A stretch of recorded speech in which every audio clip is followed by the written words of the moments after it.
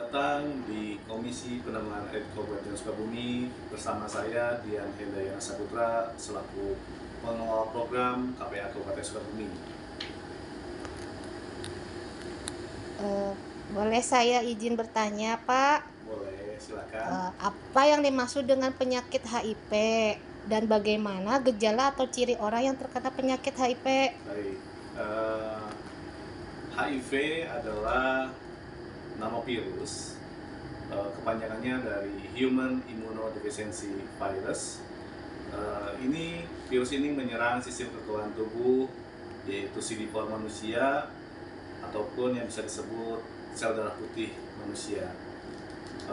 Dan berbeda dengan AIDS, AIDS itu kepanjangan dari Acute Immunodeficiency Syndrome yang disebut gejala penyakitnya. Oke, untuk ciri-cirinya tidak bisa dibedakan dengan orang-orang sekitar yang lainnya.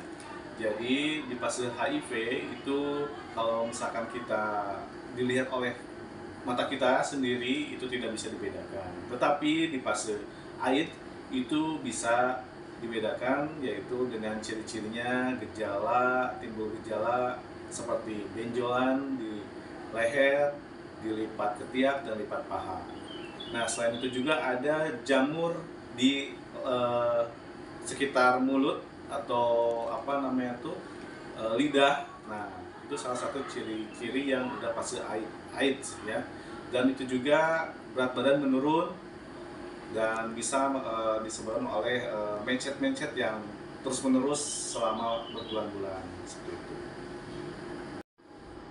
Oh ya, Pak. Kalau untuk bagaimana caranya melakukan tes HIV?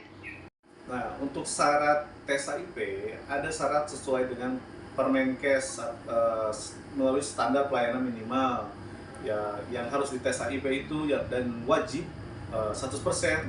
Nah, itu ada ibu hamil.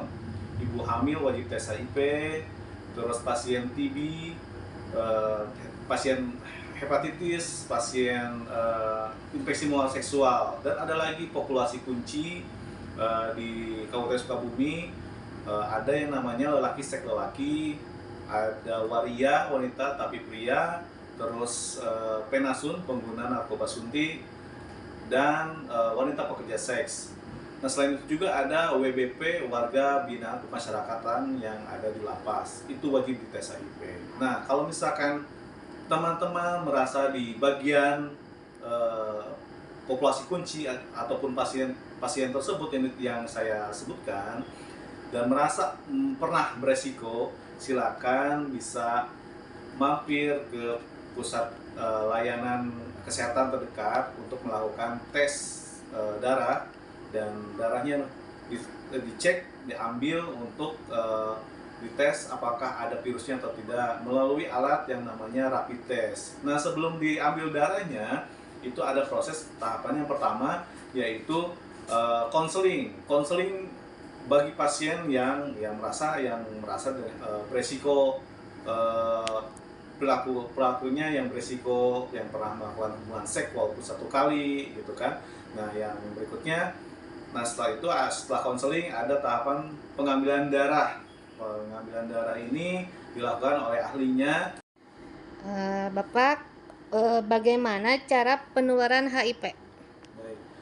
Cara penularan HIV itu ada beberapa tapi sebelumnya saya jelaskan, HIV itu ada di darah yang pertama, dan yang kedua itu ada di cairan kelamin, yang wanita maupun yang pria, dan yang ketiga itu air susu ibu dari ibu yang positif HIV. Nah, penularan yang pertama melalui darah. Nah, apa yang melalui darah? Yaitu bisa transfusi jarumnya yang terkontaminasi dari pasien yang positif HIV, itu bisa menularkan. Yang kedua, jarum tato itu bisa menularkan dari penggunaan jarumnya yang terkontaminasi dari orang yang positif HIV. Terus yang ketiga itu tindik yang jarumnya itu bekas dari orang yang positif HIV juga. Terus Selain itu ada pengguna narkoba suntik. Nah, suntikannya itu bisa kalau digunakan eh, ganti-ganti ataupun dipakai bersama, itu bisa menyebabkan penularan HIV/AIDS seperti itu. Nah, ada yang kedua yaitu penularan melalui cairan kelamin, ya. Cairan kelamin ini melalui hubungan seks antara apakah heteroseksual itu antara laki-laki dan perempuan ataupun perempuan dengan laki-laki, dan berikutnya ada yang namanya homoseksual. Homoseksual ini bisa disebut laki seks laki ataukah lesbian seperti itu kalau yang bagi perempuan. Nah, terus ada yang namanya biseksual. Biseksual ini perempuan bisa ke laki-laki juga bisa. Jadi dua-duanya melakukan hubungan seks gitu ya, ke laki-laki dan ke perempuan juga. Nah, penularan yang ketiga yaitu melalui air susu ibu yang positif HIV. Nah, ketika si ibu hamil ini dinyatakan positif HIV dan melahirkan, itu anaknya atau bayinya tidak boleh diberikan ASI, ya, harus diganti oleh susu formula. Nah, tetapi kalau misalkan si ibu ini sudah lama pengobatan ARV, antiretroviral virus, itu bisa dan undetect si virusnya melalui tes viral load. Nah, itu aman untuk diberikan ke anaknya dan wajib untuk memberikan ASI kepada anaknya seperti itu. Tapi kalau misalkan yang positif, si pengobatannya baru mulai, nah dihimbau jangan dulu memberikan susu ASI-nya kepada anaknya. Sejauh ini di Kabupaten Sukabumi sudah ada berapa kasus orang yang terinfeksi HIV? Menurut tren penderita HIV/AIDS di Kabupaten Sukabumi, ini berdasarkan data dari Dinas Kesehatan Kabupaten Sukabumi, yaitu temuan pertama kali ada di tahun 2004. Nah, 2004 dan sekarang itu sampai 2024 itu ada di kisaran 1.891 kasus. Nah, diantaranya itu ada yang HIV dan AIDS, bahkan yang sudah meninggal. Nah, kasus baru, temuan baru di tahun 2025 dari Januari sampai bulan Juli itu ada 120 kasus. Bagaimana cara pengobatan HIV? Pengobatan ini atau bisa dibilang atau disebut penanggulangannya yaitu dengan cara terapi obat antiretroviral virus. Obat ini obat keras khusus bagi orang yang sudah dinyatakan orang dengan positif HIV. Nah, itu bisa didapatkan di layanan terdekat, di puskesmas yang sudah teraktivasi dan di rumah sakit yang sudah teraktivasi layanan PDP. PDP itu perawatan, dukungan, dan pengobatan seperti itu.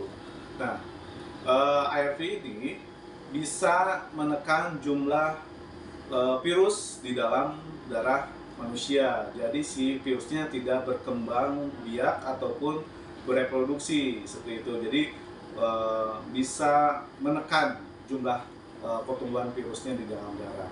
Nah, obat ini harus dimakan atau diminum oleh si pasien dengan HIV/AIDS ini secara teratur, harus seumur hidup yang pertama, yang kedua itu harus tepat waktu, yang ketiga itu tidak boleh putus obat.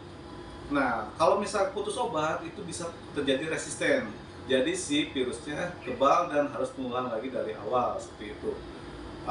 Dan ini masih disubsidi oleh pemerintah Indonesia untuk dukungannya untuk yang sudah orang dengan HIV/AIDS. Bagaimana caranya agar kita sebagai remaja nih terbebas dari penyakit HIV? Terus apa saja yang harus dilakukan? Oke, baik. Yang pertama untuk para pelajar ya dimohon untuk tidak melakukan hubungan seks di luar nikah ya, apalagi sampai pacaran, apalagi sampai gonta-ganti pasangan. Itu akan beresiko pada penularan HIV/AIDS. Yang kedua yaitu tidak menggunakan narkoba jenis apapun ya. Dan yang paling utama yaitu agama. Nah, agama ini penting sekali, yaitu jalani perintahnya dan jauhi larangan-larangannya ya dari Allah seperti itu. Nah, yang berikutnya, yang keempat, ajari pasangan kita atau edukasi teman-teman kita ya, keluarga kita ataupun teman sebaya kita tentang HIV/AIDS dan perilaku yang beresiko pada remaja.